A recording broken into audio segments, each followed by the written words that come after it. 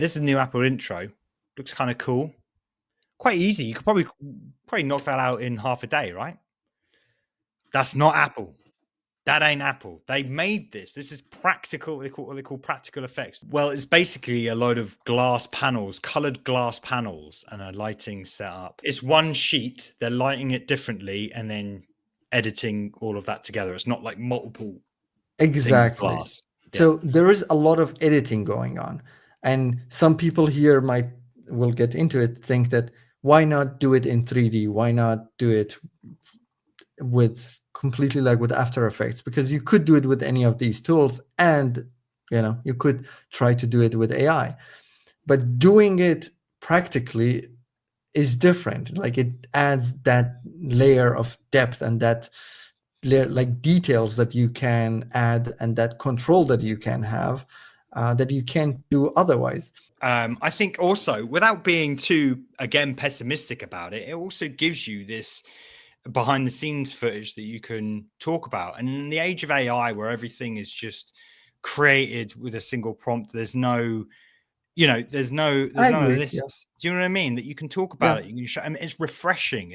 There's this. It's more about this. It's more about the human connection storytelling than the actual intro itself. Do you know what I mean? So that's all I'll say there is that it's for the behind the scenes, but that's an emotional, intentional decision. Otherwise, they wouldn't film the behind the scenes, right?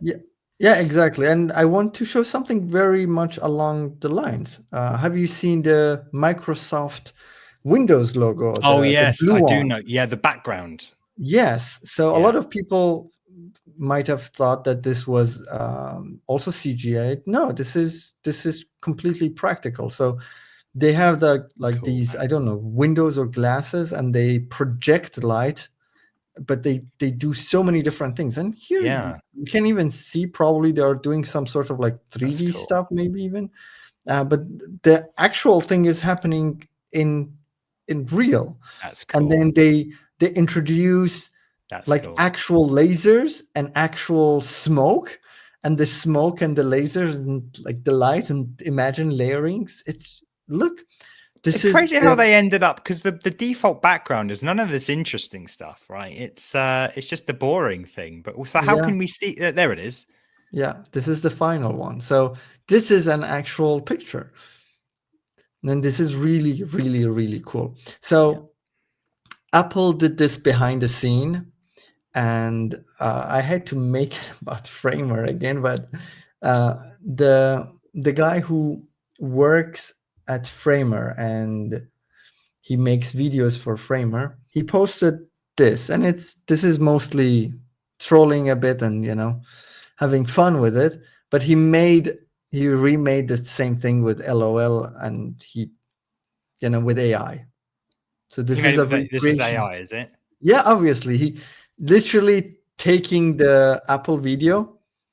Look, this is like even let's even compare. I'm looking at it now. So he must have put in that thing for training data then, because it looks it's not like this similar. It's the same. Look, but I think there's probably a lot of work that went into this. Did Andy create a behind the scenes? Because again, people don't appreciate when something is AI slop versus when something is created with.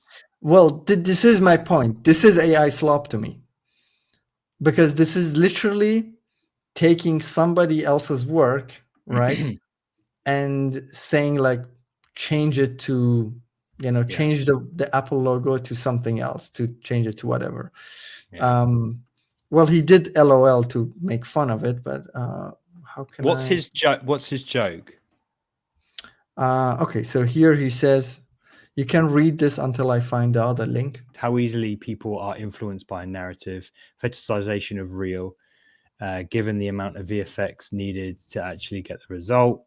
So he's just saying, why are we still doing this and why are we hanging on to this? But yeah, and he's also saying like why people care about the real, and to me it's about effort. We've been saying this for a long time.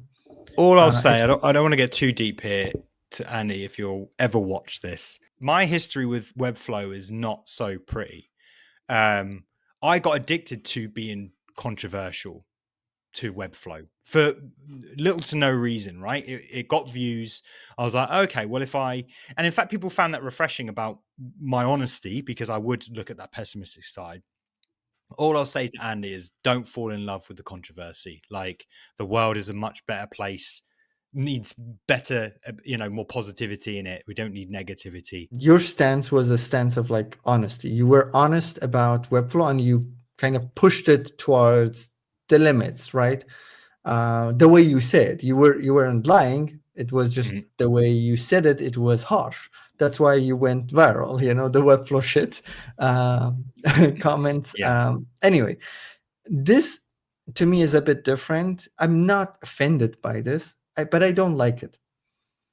That's how I see it. And this person, I don't know who he is, but he made this comment, and I kind of agree with this. So he says, "Congrats, you have literally point blank proven that AI steals human work. You couldn't conceptualize this on your own." Well, I'm not like necessarily agreeing with this, but he didn't in this case, and he didn't conceptualize this on his own. Someone else created and executed the project just for you to download the video, feed into an AI video generator, and type change the Apple logo to LOL.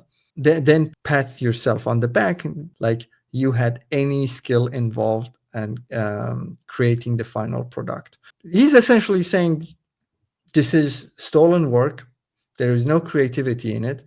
And this is a bit mocking the I would. actual effort Mm, that went I, into the actual work. So my question is, what side are you people are on? mm, Should you just use AI to copy something and get inspiration or copy something, or like go through the actual process, like creative process of creating something from scratch? This is probably like not this, but the one mm, from the one from Apple is inspired by something else. I mean, we have the Windows version from a decade ago, mm, right? This is literally from 10 years ago, right? So all of these are compounding. mm. That's yeah, the I AI. mean, all I'll say, and this probably you never thought would leave my mouth, but all I'd say, I think what Andy has done is art, right?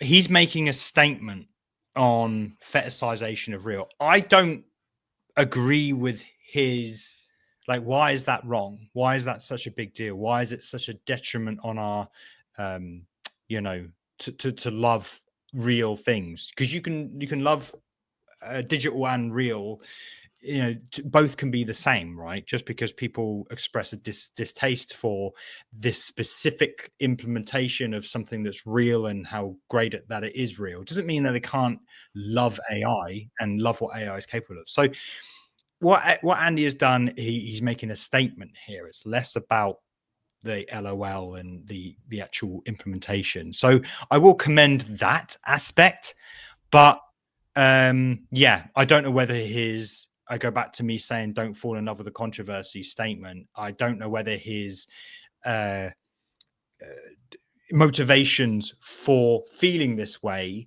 are driven by his desire to cause controversy and Yeah, we don't know that, but, but but he's entitled to do whatever he wants. You know what I mean? As with everyone, like, I'm it's not too upset about it. I just, yeah, if his art is not something that I agree with, and that's why art is put out there, right? To disagree and to form your own conclusions and this, that, and the other.